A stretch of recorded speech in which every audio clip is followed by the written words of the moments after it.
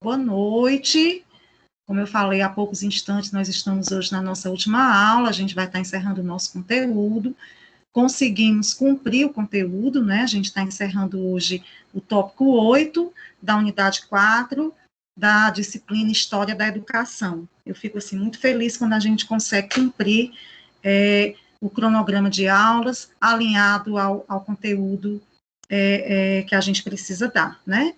Então, só recapitulando, na aula passada, a gente tinha falado todo aquele contexto da educação no Brasil, né, da pedagogia jesuítica, das reformas pombalinas, tá? E a gente estava exatamente falando dos grandes avanços da modernidade do Brasil e a consequência que isso trouxe em termos de educação, né? Então, eu não sei se vocês lembram, essas mudanças significativas começaram através dos filhos dos aristocratas.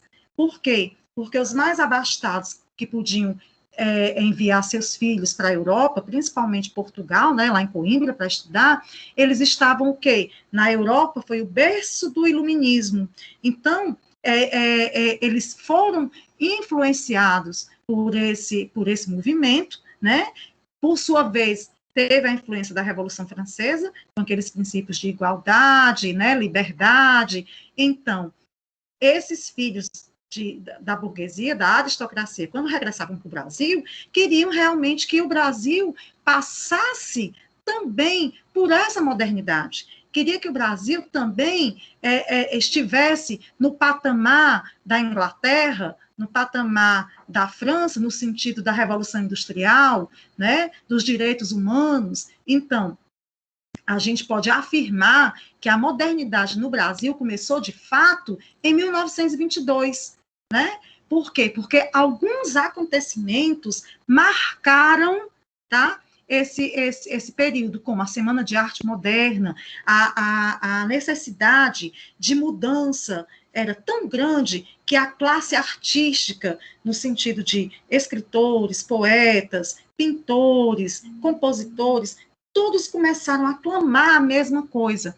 Teve a revolta dos 18 no Forte de Copacabana, a fundação do PCB, o Partido Comunista, né? Primeira eleição moderna com 2 candidatos, ou seja, as mudanças aconteciam em vários segmentos, e isso impactou também na educação.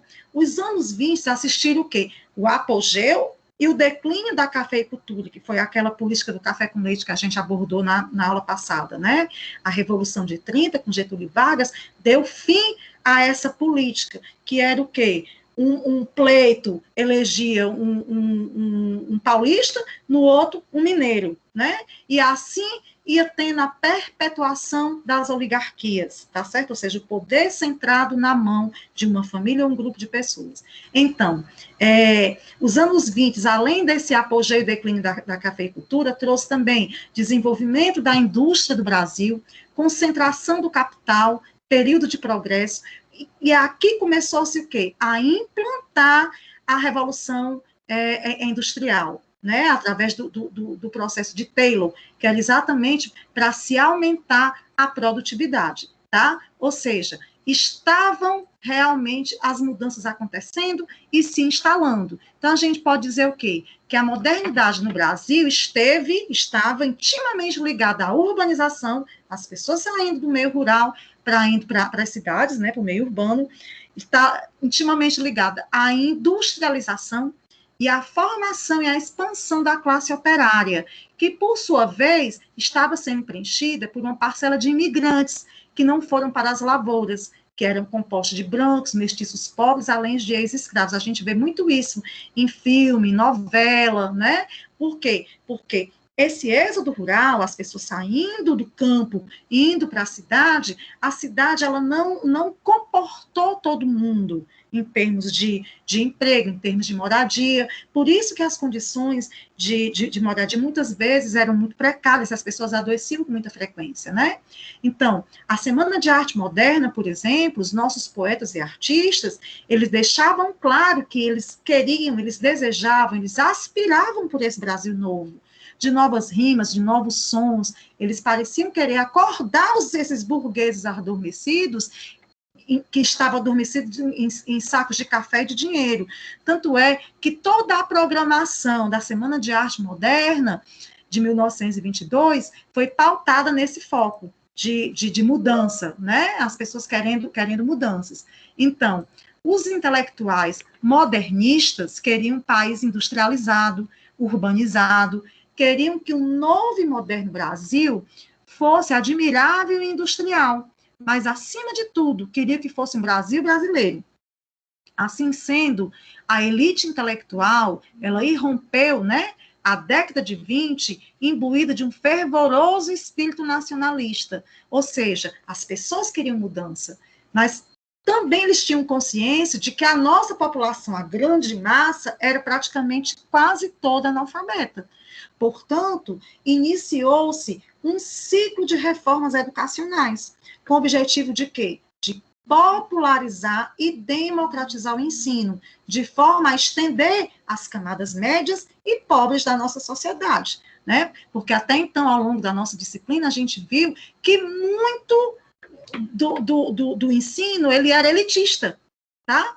Por mais que as pessoas tivessem o desejo, a consciência, a necessidade, mas ainda era muito elitista, tá? Só os mais abastados é que tinham acesso a essa educação. Então, as correntes do pensamento inovador, né, sobre os rumos, objetivos e sentidos da educação, começou aonde? Lá na Europa e nos Estados Unidos. E esse pensamento, como eu falei agora há pouco, foi fortemente influenciado, né, pelos impactos provocados pela Primeira Guerra, pela Revolução Russa, pelo grau de violência que a Primeira Guerra trouxe, que às vezes as pessoas achavam que a gente ia voltar àquele estado de barbárie, aquele estado de... E a Segunda Guerra, né, acabou provocando não o estado de barbárie, mas dizimou muita gente, morreu muita gente, tá? Então, a educação, diante desse cenário, ela passou a ser o centro das preocupações dos intelectuais, que pretendiam o quê? Contribuir para esse processo de estabilização social. Então, assim, existe uma reflexão em torno dos resultados dessa pedagogia tradicional, dita bancária, né? E uma consequente constatação da sua insuficiência perante as exigências do mundo moderno capitalista, que foi aquilo que a gente viu na aula passada. Enquanto nós estávamos nos modernizando em termos de produção, em termos de indústria, tá? Que isso era uma exigência do capitalismo, mas em termos de qualificação, a gente não tinha como qualificar, porque nós não tínhamos esses projetos. Então, concluiu-se o quê? Que as instituições escolares, elas deveriam ser atualizadas de acordo com a nova realidade social, né? Ou seja, nós tínhamos que realmente pensar a educação de uma forma abrangente, para que os operários tivessem acesso a essa educação, para terem a qualificação que a indústria exigia, né? Aí surgiu com isso o quê? O movimento da escola nova. O que era esse movimento? Era um movimento de renovação educacional, que surgiu especialmente nos Estados Unidos, como oposição, né, à educação tradicional, tá? E denominou-se de escola nova. Teve a ideia de dois educadores norte-americanos, que é o John Dewey e o William Kilpatrick. Não sei se vocês lembram, há 2 aulas atrás eu passei um vídeo onde o John Dewey é citado, tá? Então, esses educadores foram representantes desse movimento da escola nova lá nos Estados Unidos, tá?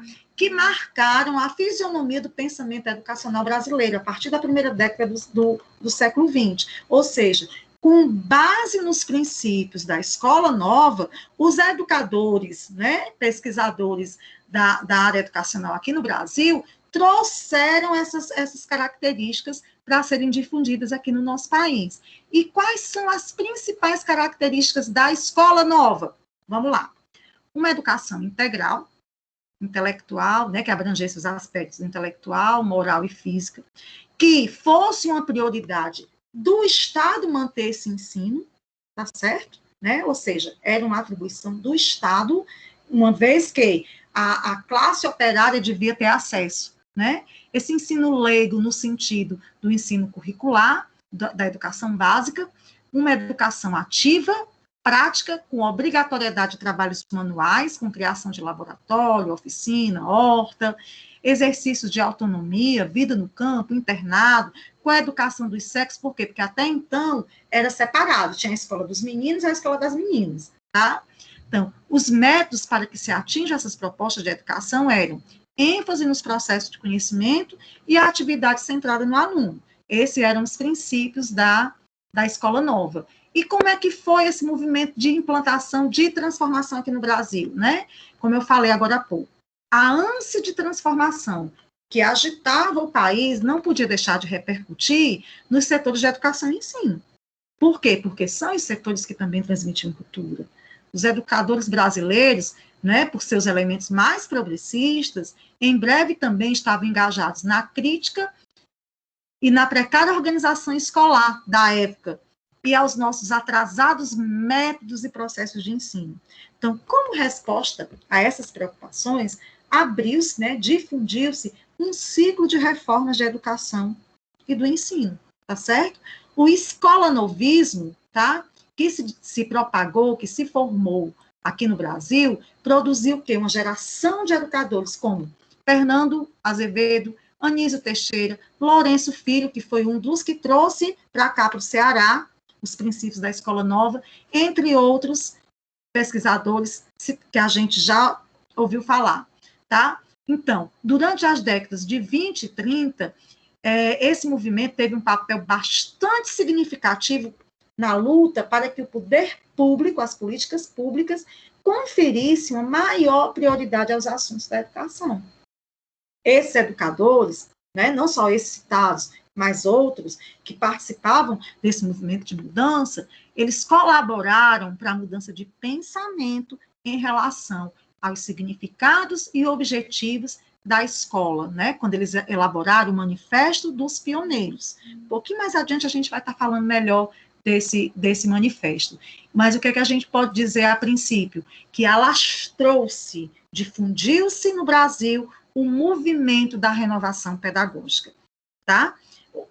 O ensino urgia por mudanças, tá certo? Não se podia mais colocar uma venda e ficar por isso mesmo. Então, as características da escola nova estão exatamente fundamentadas em que ideais? Uma escola pública, universal, laica no sentido de que a religião era respeitada, tá? Não era uma matéria obrigatória e muito menos coadjuvante de outras matérias, gratuita, para que as camadas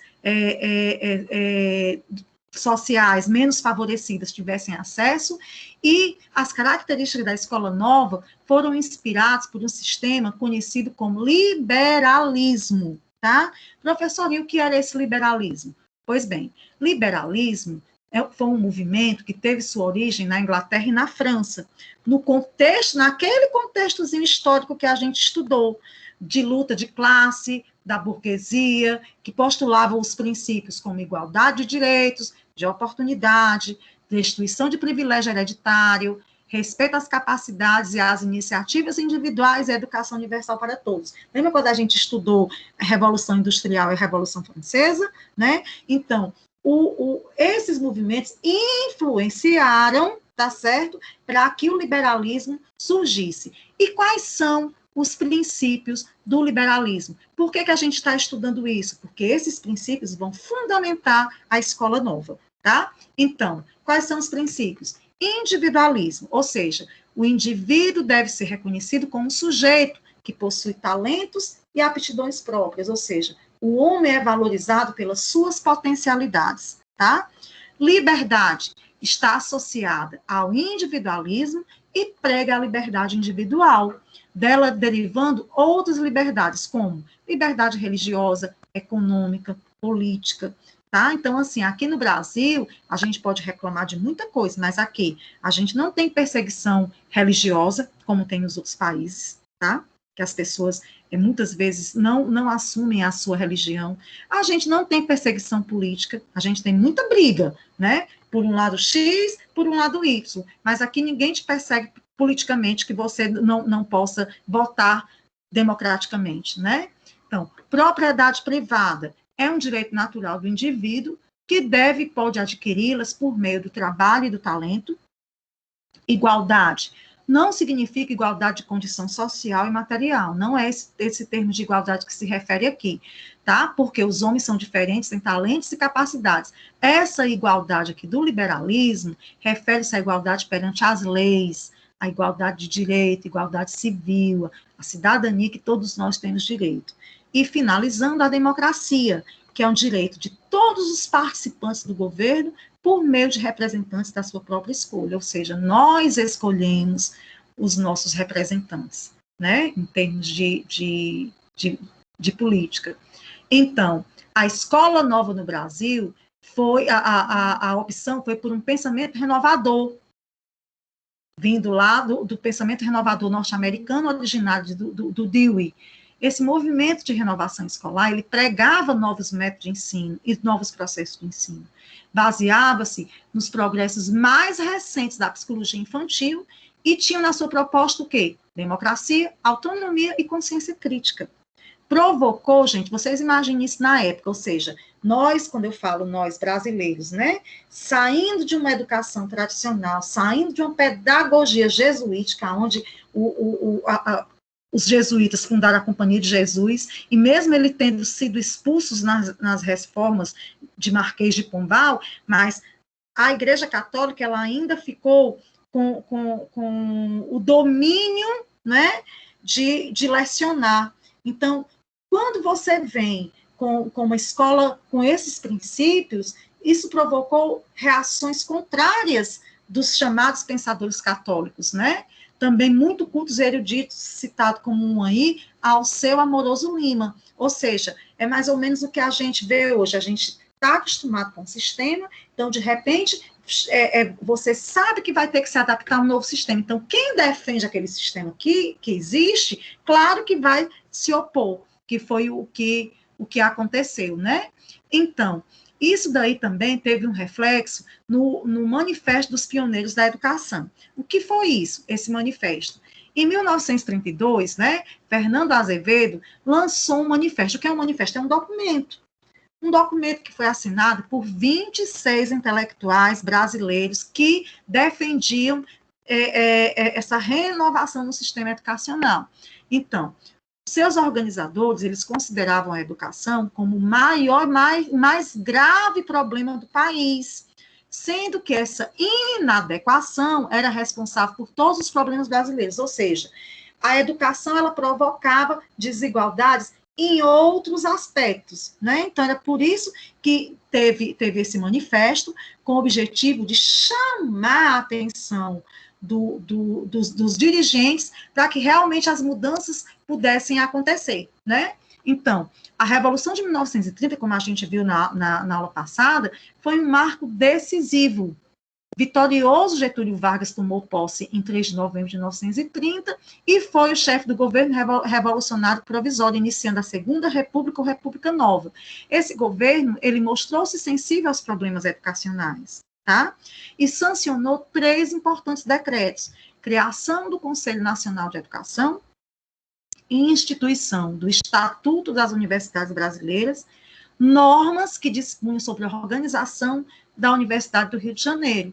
Ou seja, isso já foi uma consequência dessas mudanças que tanto se clamava, tá? Então, percebendo-se a disposição de Vargas em reformular o ensino, os educadores brasileiros, né, pressionaram para que as reformas não ficassem alheias ao ensino popular, que até então era muito elitista. Então, eles convocam uma conferência para que o presidente definisse uma política para o setor. Que setor? O setor público, tá? O setor que favorecesse as camadas sociais menos favorecidas, no sentido das pessoas que não tinham poder aquisitivo para pagar uma escola, tá? Então, eles convocam uma conferência para que o presidente definisse uma política específica. Então, Getúlio Vargas, na ocasião, mostrou-se bastante receptivo e convocou os educadores a encontrar um jeito, uma fórmula feliz que redefinisse, né, o sentido pedagógico da Revolução de 1930. Então, daí vai nascer o manifesto, tá? esse documento tinha a promessa de adotar a fórmula de reconstruir o Brasil, né, em termos educacionais, tá certo? E como foi que se deu a elaboração desse documento, desse manifesto? Esses educadores tomaram a iniciativa de elaborar esse documento, traçando as diretrizes, ou seja, os caminhos, tá, de uma verdadeira política nacional de educação e ensino. Então, surgia aí, nesse momento, o Manifesto dos Pioneiros da Educação, que propunha a reconstrução educacional do Brasil, tá? Então, na redação do manifesto, houve desentendimentos com o grupo dos educadores católicos, que era contra alguns aspectos fundamentais do documento, que foi aquilo que eu falei agora há pouco, né? É natural, se nós estamos acostumados com o sistema, quando a gente vai mudar, quem defende o sistema atual, com certeza vai ter resistência e não vai querer que as coisas mudem, tá certo? Então, a controvérsia, a contradição entre católicos e representantes da Escola Nova, né, surge a partir de 1920, reaparecendo na elaboração do manifesto e foi retomado na década de 50.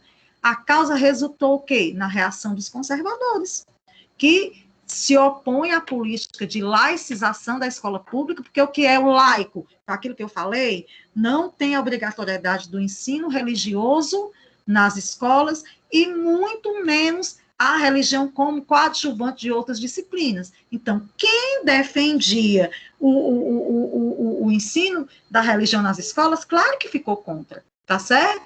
Então, mas isso daí acabou passando, tá?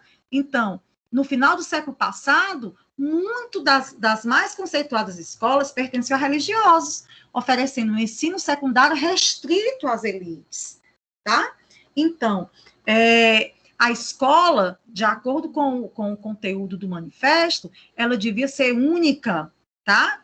Ou seja, uma escola para todos, e não educação de classe, tá certo? Não era para ser uma educação elitizada, como até então estava sendo, tá? Então, quais eram as principais ideias? O ensino leigo e obrigatório, uma educação como direito de todos, e por isso mesmo o Estado deveria garantir que a escola de qualidade fosse pública e gratuita.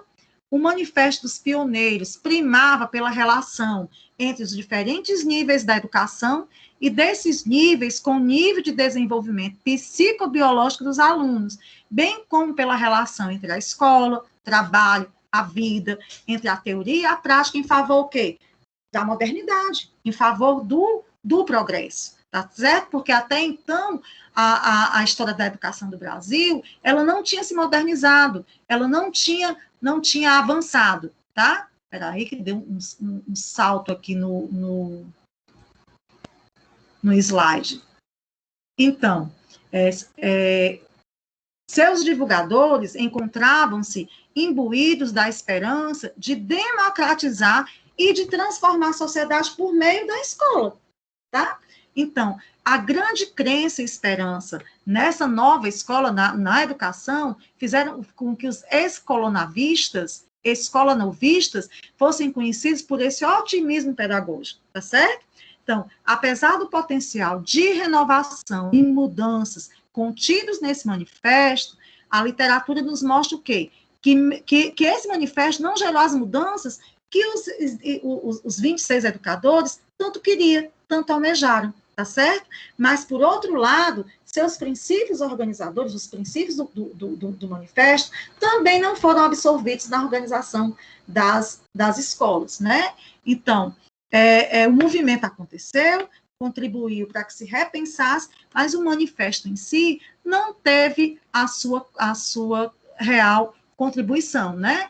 Então, a gente vai ver aí as palavras finais do manifesto para a gente poder ter uma melhor compreensão.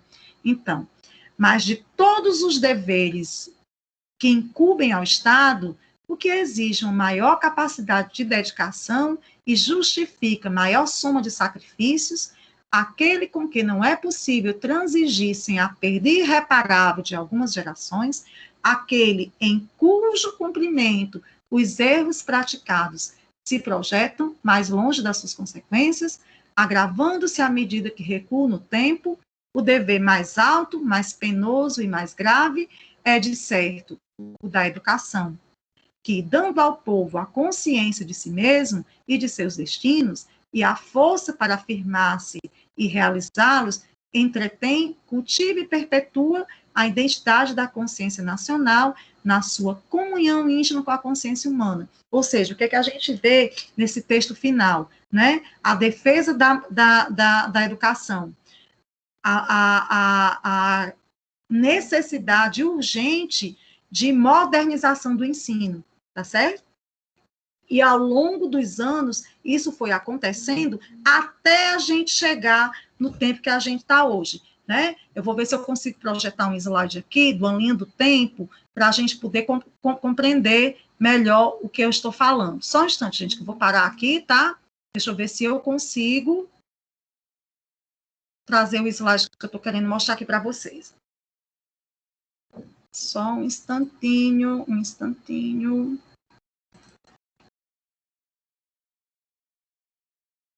Vai dar certo. Porque aí vai ficar mais fácil a nossa contextualização.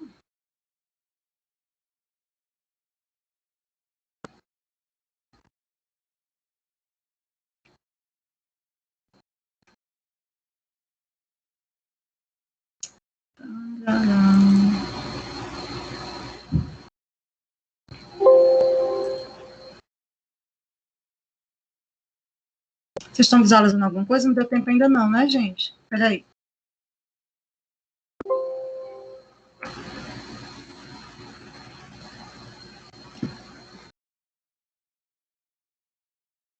Só um instante.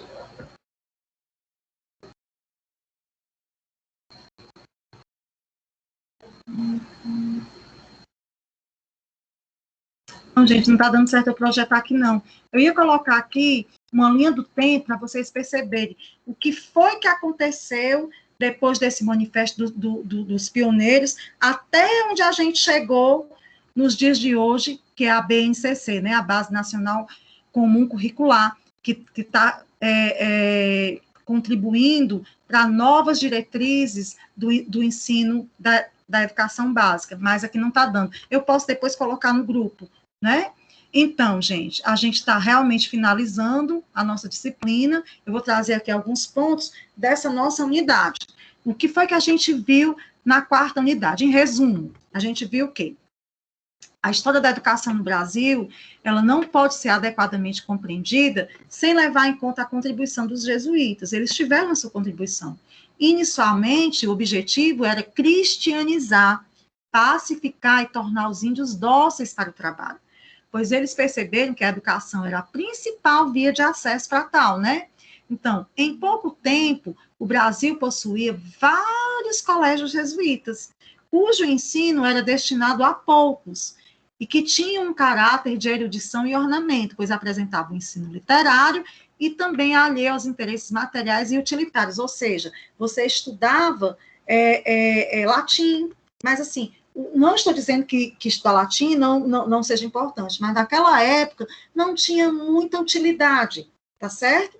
Você estudava retórica, e a sociedade, ela queria o quê? Pessoas com outro tipo de qualificação, né?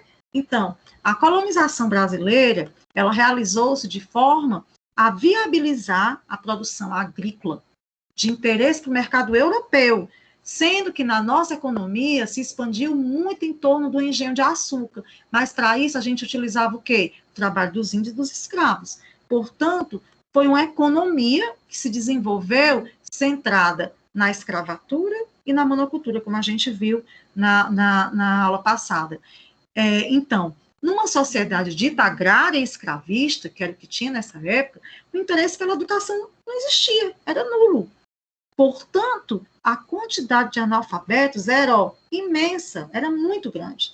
Com as reformas pombalinas, né, Marquês de Pombal, a educação brasileira passou por momentos tumultuadíssimos, tumultuados, e só começou a tomar outros rumos com a modernidade, tá? E o que é essa modernidade? os avanços, que foi aquilo que eu falei no começo da aula de hoje, os filhos de europeus, os filhos de brasileiros que estudavam na Europa, né, influenciados pelas ideias do iluminismo, chegavam aqui querendo mudanças. Os educadores, que até então não concordavam com o estilo atual de ensino, também queriam essas mudanças. Então, a partir de 1920, o processo produtivo industrial foi alavancado no Brasil.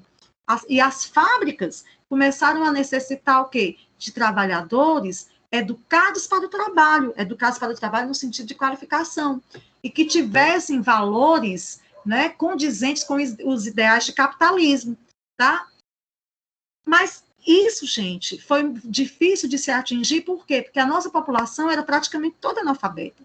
Então, inicia-se, então, a partir da década de 20, esse ciclo de reformas educacionais, com o objetivo de popularizar e democratizar o ensino, né, de forma a estender para as camadas médias e mais pobres da nossa sociedade. Aí veio o manifesto, que a gente acabou de ver, que foi elaborado em 1932, e tinha o quê?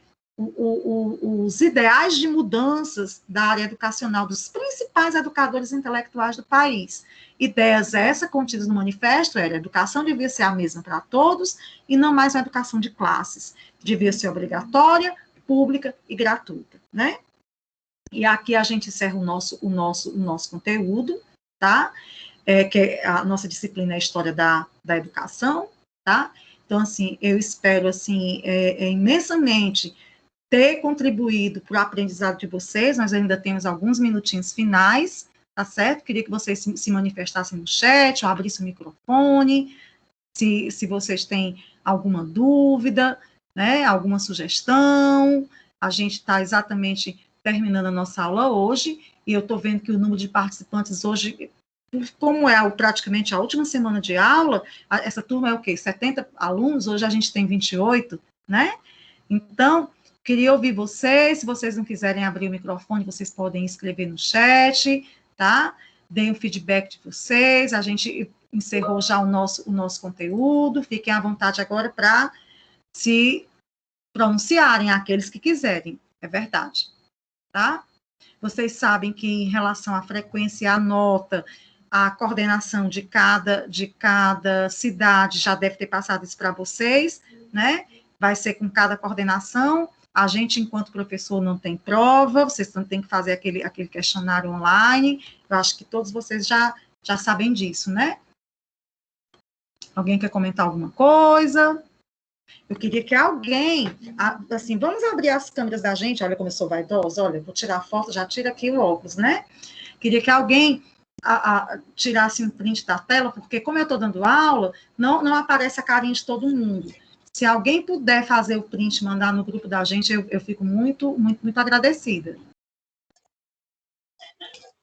Professora, tá de visual novo, cabelo curto. Gostou? Gostei.